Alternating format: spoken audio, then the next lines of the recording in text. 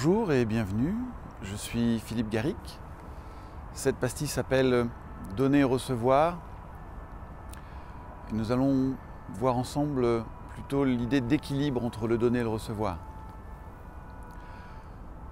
Cette vidéo pourrait faire partie d'une nouvelle série que je pourrais ouvrir qui s'appelle Défoncer les portes ouvertes. Tant je dirais, cette notion d'équilibre entre le donner et le recevoir peut sembler évidente pour tout le monde et elle l'a été très longtemps pour moi. Jusqu'à ce que je me rende compte que je l'avais vraiment bien intégré avec ma tête, mais absolument pas dans mes relations, dans mes pratiques. Et pour moi, les bases d'une relation saine, quelle que soit la relation, que ce soit une relation de couple, une relation amicale, une relation professionnelle, une relation thérapeutique, c'est quand il y a un équilibre entre ce qui est donné et ce qui est reçu. Et dans bien des relations, il n'y a pas cet équilibre-là entre ce qui est donné et ce qui est reçu. Soit parce qu'il y a une des deux personnes qui donne beaucoup trop de temps, beaucoup trop d'argent, beaucoup trop de sacrifices, beaucoup trop de je sais pas quoi, mais beaucoup trop. Parfois, c'est pas que je donne trop, c'est que je donne mal qui va créer ce déséquilibre. Par exemple, peut-être que j'ai un conjoint qui rêve juste de partager des moments à deux en se baladant dans la forêt et que moi je n'offre pas ça, par contre je vais payer des restos ou des fleurs. C'est peut-être agréable pour celui qui reçoit, mais en même temps comme c'est pas tout à fait ce qu'il a envie de recevoir, ça n'a pas le même impact, ça n'a pas le même poids. Parfois c'est pas une question que je donne trop ou que je donne mal, c'est que je donne pas assez. C'est-à-dire que je fais pas assez d'efforts ou pas d'efforts justes pour nourrir une relation. Dans certains cas, je vais peut-être donner d'une manière qui est juste, en quantité, en qualité, mais je ne permets pas à l'autre de me donner. Vous voyez, je suis celui qui offre, mais je ne reçois pas. Je pense par exemple à un ami que j'avais il y a très longtemps, qui était très généreux avec les gens qui l'entouraient. Mais au moment de ses anniversaires ou de Noël, les gens de son entourage ne savaient jamais quoi lui offrir, parce que dès qu'il avait besoin de quelque chose, il se l'offrait. Il ne demandait jamais rien et laissait assez peu d'espace aux autres pour pouvoir lui rendre, par un élan de gratitude, ce que lui avait pu offrir. Et puis parfois, ce qui va créer du déséquilibre aussi, c'est que l'autre me donne, mais que je ne reçois pas ce qu'il me donne. Par exemple, quelqu'un me dit merci, je lui réponds il n'y a pas de quoi. De rien. Quelqu'un me fait un cadeau et je lui réponds fallait pas. C'est comme une manière de ne pas prendre ce qui m'est donné. Parfois aussi, ce qui arrive, c'est que je ne me rends pas compte que l'autre est en train de me donner. Je pense à une personne que j'ai connue il y a très longtemps qui me disait mais comment ça se fait que mon mari n'arrive pas à me dire je t'aime. Pardon. Et je lui dis mais ton mari il te dit je t'aime. Ah non, il me dit jamais je t'aime. Je dis, il dit pas je t'aime avec des mots comme tu aimerais l'entendre, mais lui il te montre des étagères. C'est-à-dire, dès qu'elle avait besoin de quelque chose, il bricolait, il lui rendait service.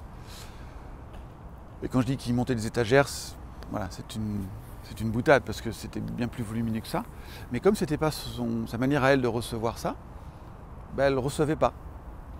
Du coup, ce qu'elle faisait, c'est qu'elle donnait, elle, plus de je t'aime, qui n'était pas ce que lui avait envie de recevoir. Donc vous voyez comme on va très rapidement accroître ce déséquilibre. Les causes de ces déséquilibres sont nombreuses et variées. Je voudrais vous en citer quelques-unes. La première que je vois, c'est que c'est comme si j'étais pas légitime à être là où je suis. Je ne suis pas légitime à être le conjoint de cette merveilleuse personne que j'ai rencontrée. Je ne suis pas légitime à occuper le poste que je suis en train d'occuper. Et du coup, comme je ne me sens pas légitime, j'ai tendance à faire beaucoup plus, encore et toujours.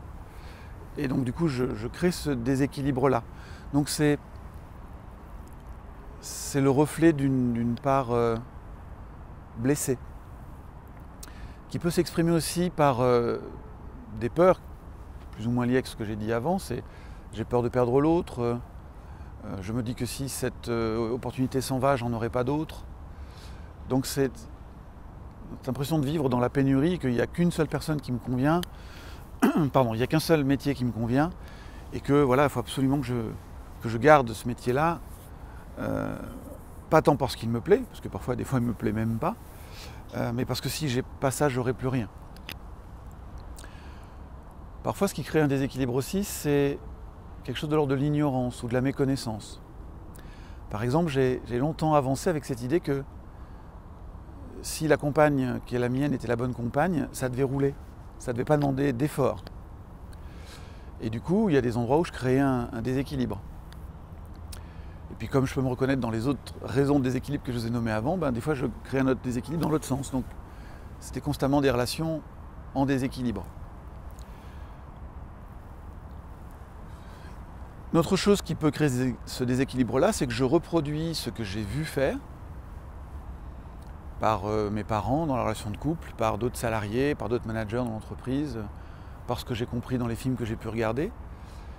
Et je le reproduis alors que ce comportement-là ne correspond pas à la personne qui est en face de moi, ne correspond pas, encore une fois, au conjoint, à l'entreprise, au manager, aux salariés qui sont en face de moi à ce moment-là. Du coup, c'est pas adapté, ça crée à nouveau un déséquilibre. Voilà, il y a plein d'autres raisons pour lesquelles nous pouvons être en déséquilibre dans le donner et le recevoir. Et si vous en voyez d'autres, vous pourrez les rajouter en toute cette vidéo. Là maintenant, ce que je voudrais aborder, c'est cette idée d'équilibre donner-recevoir, dans l'idée que c'est subjectif. C'est-à-dire que je ne peux pas faire une comptabilité en disant alors moi j'ai donné tant, ça vaut tant, l'autre il m'a donné tant, ça vaut tant. C'est pas quelque chose qui peut se mesurer, je sais pas moi, en heures, en euros, je sais pas moi, en fréquence de cadeaux. Cet équilibre-là, il est subjectif, c'est-à-dire qu'il fait référence à notre senti.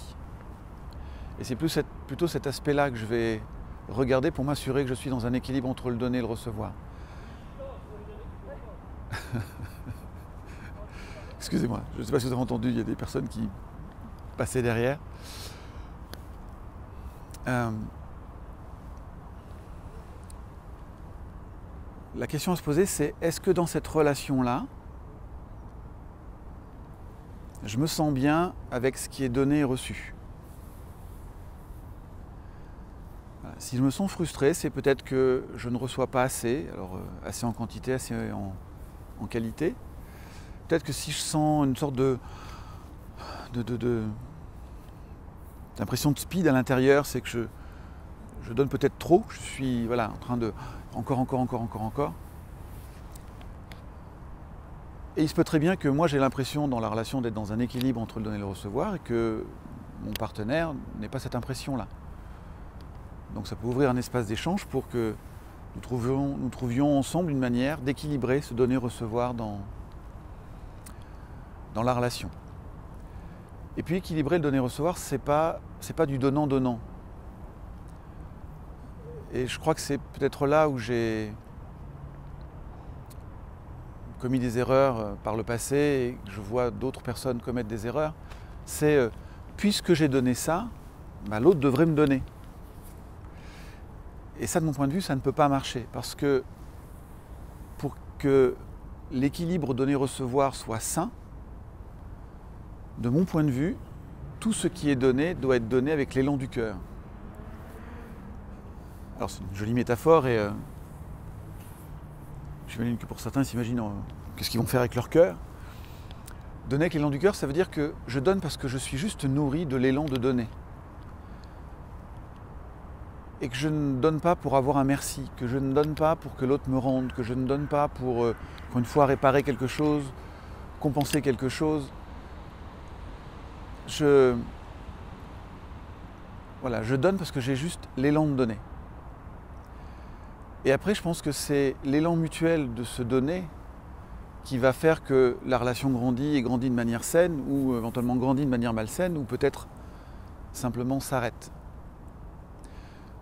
Donc, j'ai rien à exiger de l'autre. C'est pas parce que je lui ai donné qu'il doit me donner. Ça fait pas sens pour moi.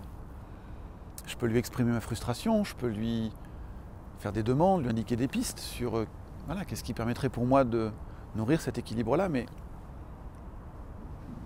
voilà, je ne peux pas exiger ça de l'autre. Ça ne fait pas sens pour moi si je veux une relation vivante.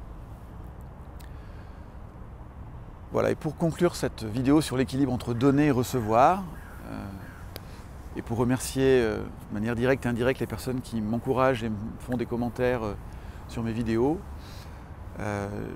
j'ai eu une demande de filmer des écureuils dans le parc de Paris, dans lequel je viens faire la plupart du temps mes vidéos. Manque de chance, ce matin, je ne vois aucun écureuil.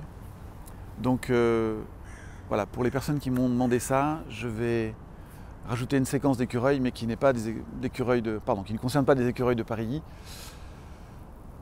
mais des écureuils de Montréal. Voilà. Je vous souhaite de belles relations équilibrées, une magnifique journée, une très belle vie et à très bientôt. Au revoir.